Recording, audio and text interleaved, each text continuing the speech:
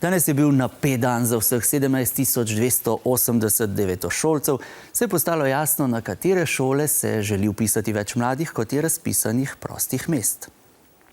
Podatke so lahko preverili na spletni strani Ministrstva za izobraževanje, znanost in šport, a ni še vse dokončno. Do 25. aprila je prijavnico še mogoče prinesti na drugo šolo. Na tistih šolah, kjer bodo vseeno obveljale omejitve, pa bodo pri vpisu upoštevali zbrane točke na podlagi učnega uspeha v 7., 8. in 9. razredu. Današnje odzive devetošolcev ob objavi podatkov smo spremljali na osnovni šoli Vrhovci. Dan D za devetošolce. Tik preden se na spletni strani izpišejo podatki o številu vpisanih mest na izbrane srednje šole, je napetost velika. Malo me je strah, ko mislim, da bo omejitev. Tako, po mojih občutkih.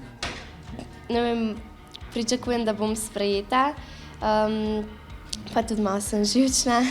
Tjašina srednja frizerska šola je letos razpisala 156 mest, vpisalo pa se je 155 devetošolcev, tako da s vpisom ne bo imela problema. Na gimnaziji, za katero se je odločil Val, in srednji šoli za gostinstvo in turizem, ki jo je izbrala Kristina, pa verjetno bo omejitev, a njiju to preveč ne skrbi. Čutim se mogoče nekako mi je boljš, ker zdaj vem, kako je. Zelo sem živčen, čeprav mislim, da bom gor sprejet, ker nisem izgubil tako veliko točk. Srednje šole so letos razpisale 23.000 mest, medtem ko je devetošolcev zgolj 17.280. Prostora je torej dovolj za vse. Vprašanje je le izbira. Odločila sem se za frizersko šolo.